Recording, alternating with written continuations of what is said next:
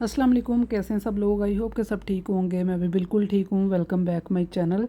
तो कैसे जा रहे हैं आप सबके रोज़े?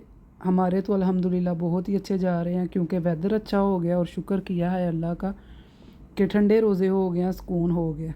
तो यहाँ पे मैं लेके आई थी डालडा घी, क्योंकि मैं सहरी में पराठा लाजमी खाती हूँ। मुझे चावल वगैरह या सादी रोटी बिल्कुल पसंद नहीं है।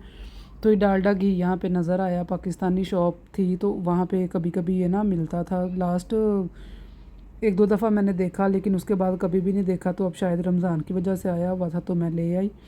तो यहाँ पे ये डिब्बे में निकाल के रखा। उसके साथ साथ आज मैं यहाँ पे बना रही हूँ दही भल्ले। तो पकौड़ियाँ यहाँ पे भिगो दूँगी और उसके साथ ये जो भल्ले बनाए हुए हैं इनको भिगो दूँगी। इनको मैंने नीम गर्म पानी में ना सोख करके रख देना है इतनी देर के लिए कि ये अच्छे से सोख हो जाएँ, फूल जाएँ। और यहाँ पे पालक भी धो के काट के रख दी थी, इसको फ्रीज़ करना था। और उसके अलावा बनानी भी थी आज मैंने आलू पालक सहरी के लिए। तो इसको रखा हुआ था कि इसका पानी अच्छे से निकल जाए। तो यहाँ पे मैं तुखमलंगा भिगो रही थी, उसको पानी में सोख करके रख दिया था 1 टीस्पून, क्योंकि मैंने यहाँ पे जामे शीरी वाला दूध बनाना था तो मैंने कहा उसके अंदर ही अच्छा लगेगा। और यहाँ पे मैं बैंगन के स्लाइसिस कर रही थी। मैंने आज बैंगन को फ्राई करना था बेसन के अंदर। तो बस वही अभी रमज़ान की इफ्तारी की तैयारी करने लगी हूँ। तो थोड़ी थोड़ी जो पहले प्रिपरेशन है ना वो करके रख रही हूँ।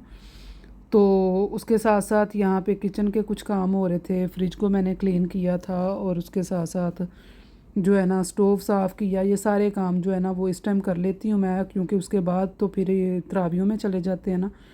इधर हमारी इफ्तारी होती है और उसके घंटा बाद ही हमारी तरावियाँ शुरू हो जाती हैं। तो वो जो घंटा होता है उसमें बर्तन वगैरह धोना होता है, किचन साफ़ करना होता है। तो इसलिए स्टोव वगैरह क्लीन करने का टाइम बिल्कुल भी नहीं मिलता, काफ़ी शॉर्ट टाइम होता है।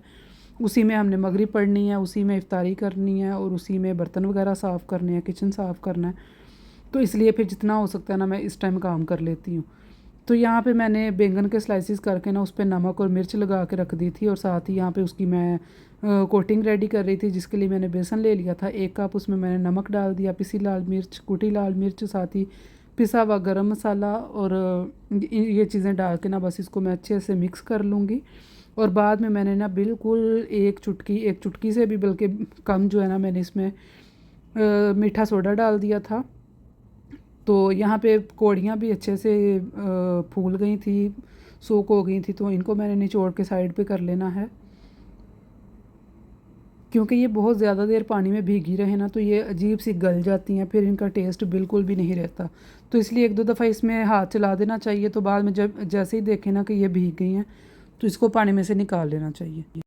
आज तो ऐसा हो रहा है जैसे बोला नहीं जा रहा, क्योंकि बार बार गले में कुछ हो रहा है। पहले ये होता है जब भी वॉइस ओवर करती हूँ ना तो पानी वगैरह मैं पास रख लेती हूँ, लेकिन आज तो ऐसे लग रहा है जैसे बोलना मुश्किल हो रहा है। खैर यहाँ पे मैंने आलू भी बॉयल कर लिया, वैसे वो भी डाल दिए। साथ ही इसमें मैंने बंद गोभी डाल दी बारीक बारीक काट के। इसमें मैं ना प्याज नहीं डालूँगी, क्योंकि शाम के टाइम प्याज वैसे ही कहते हैं नहीं खाना चाहिए, मुँह से स्मेल आती है। और नमाज़ वगैरह भी जब पढ़ने जाना होता है तो वो फिर स्मेल जो आ रही होती है ना वो बिल्कुल भी अच्छा नहीं लगता। तो इसलिए मैं प्याज स्किप कर देती हूँ दही भल्लों में शाम के टाइम।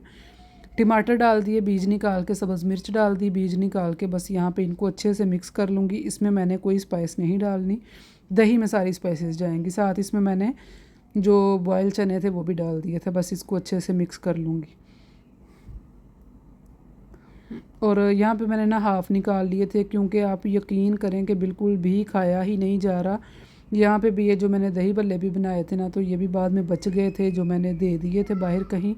और बैंगन जो फ्राई किए थे वो भी बच गए थे। पता नहीं क्या है, हालांकि अब वैसी गर्मी भी नहीं है, लेकिन फिर भी सारा दिन के बाद ज़ाहिर है शाम को ये होता है कि इफ्तारी है कि कुछ ना कुछ खाएंगे, या इतना कुछ बना के भी रखा होता है। लेकिन वो जो पानी का गिलास पी लो, एक दो खजूरें खा लो, तो ऐसा लगता है कि जैसे अब बस कुछ भी ना अब करें, जिस समय हिम्मत ही नहीं होती ना उठने की, ना कुछ करने की और ना ही खाने की। लेकिन फिर भी काम भी करने पड़ते हैं और खाना भी ज़ाहिर है दोबारा उठने के लिए, नेक्स्ट रोज़ा रखने के लिए आपको कुछ ना कुछ खाना ही पड़ता है। तो इसलिए मुझे होता है कि चलो 2-3 वैरायटी हो जाएंगी ना तो कुछ ना कुछ तो खाया ही जाएगा। तो फ्रूट चाट आज मैं नहीं बना रही थी, क्योंकि पहले ही हमारी 2 दिन जो ना वो सही से खाई ही नहीं गई फ्रूट चाट। तो इसलिए आज मैंने उसको स्किप कर दिया था। मैंने कहा चलो आज नहीं बनाती, और एक दो फ्रूट भी नहीं थे तो इसलिए मैंने उसको स्किप कर दिया। यहाँ पे दही भल्ले का जो दही है ना वो मैं रेडी कर रही थी। उसमें मैंने नमक डाल दी, कुटी लाल मिर्च डाल दी, मैंने चाट मसाला डाला, ब्लैक पेपर डाल ली और उसमें थोड़ा सा पानी डाल के सब्ज़ चटनी डाल के बस उसको मैंने अच्छे से बीट कर लेना है। दही यहाँ पे हमारा रेडी हो गया था और ये काफ़ी थिक सा ही था जो मैंने इसके ऊपर डाला था, क्योंकि पतला पतला दही तो बिल्कुल ही अच्छा नहीं लगता। तो ये यहाँ पे ऑलमोस्ट ये रेडी हो गए थे। मैंने इसको बड़ा ही सिंपल वे में बना दिया था, एक ही जगह सारा कुछ डाल के ना, तो डन कर लिया था। दूसरी तरफ ये मैं जो बाकी चटनी बच गई थी उसमें दही डाल के थोड़ा नमक डाल के रख दिया था बैंगनों के लिए, क्योंकि बैंगन के साथ ये जो सब्ज़ चटनी का रायता ना ये मज़े का लगता है। बस इसकी मैं थोड़ी सी डेकोरेशन करने की कोशिश कर रही थी। थोड़ा ऊपर इमली डाल दी और थोड़ी सी कुटी हुई लाल मिर्च से स्प्रिंकल कर दी थी। बस यहाँ पे दही भल्ले रेडी थे और इसमें कुछ भी नहीं करना था। पापड़ी भी बनी पड़ी थी, वो अगर चाहिए होगी थी वो साथ खाएंगे। और ये यहाँ पे रेडी थे। यहाँ पे अब मैं बैंगन फ्राई करने लगी हूँ। टाइम यहाँ पे कम रह गया था, क्योंकि ये बिल्कुल मैं ना लास्ट टाइम पे फ्राइंग करती हूँ, क्योंकि फिर ठंडा हो जाता है। यहाँ पे खरबूजा भी थोड़ा सा काट लिया था और साथ खजूरें, फ्रूट चाट वगैरह तो आज नहीं थी। मैंने कहा चलो थोड़ा सा फ्रूट हो जाए साथ। और ये यहाँ पे मैं बैंगन फ्राई कर रही थी। यहाँ पे थोड़ा सा ना बेसन पतला था, तो फिर बाद में ये तो थोड़े वो पता है आपको नज़र आ रहे हैं उसमें चंक्स से बेसन के, तो बाद में फिर मैंने ना थोड़ा सा बेसन उसके अंदर और डाल के तो इसको थोड़ा थिक कर लिया था। और यहाँ पे मुझे लगता है अभी मैंने बेकिंग सोडा भी नहीं डाला था, बाद में इसमें मैंने बेकिंग सोडा भी डाल दिया था। और यहाँ पे मैं आपको ना एक टिप देने वाली हूँ, वो भी अभी मैं आपके साथ नेक्स्ट शेयर करूँगी। काम की है अभी और नहीं भी। बस यहाँ पे बैंगन सारे फ्राई हो गए हैं और ऑयल देखें कितना गंदा हो रहा है। और ऑयल को ही क्लीन करने की मैं आपको टिप दे रही हूँ यहाँ पे ना, वो आपको आगे चल के मैं दिखाती हूँ। यहाँ पे ये देखें मैंने दूध भी यहाँ पे बनाने लगी थी, जिसमें मैंने जामे शीरी डाल दिया था और साथ इसमें तुखम अमलंगा जो भिगोया हुआ था। पता नहीं इसको तुखम अमलंगा कहते हैं या तुख बलंगा कहते हैं, मुझे नहीं पता, लेकिन खैर जो भी था, तुखमे बलंगा शायद कुछ लोग कहते हैं। तो वो इसमें डाल के बस दूध भी यहाँ पे हमारा रेडी हो गया था। और ये थी हमारी माशाल्लाह से आज की इफ्तारी। तो मज़ा आया था। बाद में ज़ाहिर है अब खाना तो होता ही है, क्योंकि हम लोग खाना वगैरह नहीं खाते, बस यही खाना होता है जो इफ्तारी में बनता है। तो इसलिए फिर थोड़ी देर बाद भी खाया जाता है, फ़ौरन से नहीं। अगर कुछ खाया जाता ना थोड़ी देर बाद फिर खाया ही जाता है। तो ये थी माशाल्लाह से आज की इफ्तारी। तो एक कंप्लीट मेन्यू जिसमें फ्रूट भी था, जिसमें दही भी था, उसमें खजूरें भी थी, भल्ले भी थे और उसके साथ साथ एक फ्राइड आइटम भी थी और दूध भी था। तो ये माशाल्लाह एक कंप्लीट हमारा मेन्यू था। तो ये है यहाँ पे टिप ऑयल को क्लीन करने की। ये मैंने किसी वीडियो में ही देखा था कि इस तरह से आप ना स्ट्रेनर रखें, नीचे बाउल रख के, तो उस पर टिशू रख के तो आप अपना जो फ्राइंग वाला ऑयल है ना वो डाल दें। लेकिन आप यकीन करें ये इतनी टाइम टेकिंग है ना, ये टिप है तो अच्छी, क्योंकि ऑयल वाकई में क्लीन हो जाता है। सारे जो इसमें ब्रेड के पार्टिकल्स होते हैं ना वो सारे टिशू के साथ लग जाते हैं। लेकिन ये देखें यहाँ पे ऑयल जो है ना वो ड्रॉप्स में आ रहा है। इतनी स्लो इसकी स्पीड है ना इसको क्लीन करने की।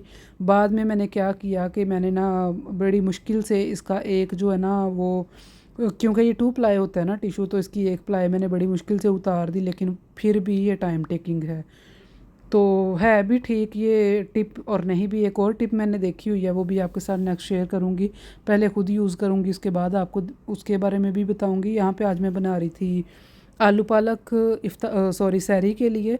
तो उसके लिए यहाँ पे मैंने प्याज फ्राई कर लिया था, उसमें थोड़ा सा पानी डाल के तो बस तीनों स्पाइसेस डाल दी। ना इसमें मैंने लहसुन डाला, ना अदरक डाला, ना इसमें मैं टमाटर डालूँगी। बस ये है इसका सिंपल सा मसाला। और इसके साथ ही ये बड़ी मज़े की बनती है, क्योंकि पालक वैसे ही बहुत गर्म होती है। तो उसमें अगर हम इतने स्पाइसेस डाल देंगे ना, अदरक लहसुन ये वो, तो वो उसका टेस्ट और ही हो जाएगा। तो यहाँ पे पालक को मैंने बॉयल करके ब्लेंड कर लिया हुआ था, वो डाल दिया। एक इसमें मैंने आलू काट के डाल दिया है। कम सा सालन बनाऊँगी, क्योंकि बस सहरी में तो खाना होता है, इफ्तारी में तो खाते नहीं हैं। तो यहाँ पे बस पालक का यही काम था। इसको कवर करके छोड़ दिया आलू गलने तक। इसको मैंने पका लिया था, बीच में 1-2 दफ़ा हिला दिया था और आलू यहाँ पे ऑलमोस्ट गल गए थे। साथ ही इसमें मैंने सब्ज़ मिर्चें डाल दी थी काट के, बस इसको थोड़ी देर दम पे रखा था। बाद में इसमें मैंने कसूरी मेथी डाल दी थी, क्योंकि इसके अंदर ना बड़ा एक स्ट्रॉन्ग सा टेस्ट आता है, तो बड़ा मज़ा आता है, मज़े की लगती है ये। तो बस इसको कवर कर दिया। आलू यहाँ पे गल गए थे, थोड़ी देर के लिए मैंने इसको कवर करके छोड़ दिया। पानी यहाँ पे ड्राई हो गया था और यहाँ पे मैंने आलू भी चेक कर लिए, प्रॉपरली गल गए हुए थे। बाकी यहाँ पे अब इसमें मैं डाल दूँगी धनिया। और ये हमारा यहाँ पे सालन जो था ना वो तैयार हो गया था। इतनी मज़े की ये बनी थी और इतनी सिंपल सी ये रेसिपी थी, काफ़ी मज़े की ये लगी पराठे के साथ। तो ये थी आज की मेरी वीडियो। आई होप कि आपको अच्छी लगी होगी। आप लोग प्लीज़ चैनल को सब्सक्राइब करें, लाइक करें, शेयर करें, कमेंट करें। अपना ख्याल रखें, दुआओं में याद रखें। ओके जी, अल्लाह हाफिज़।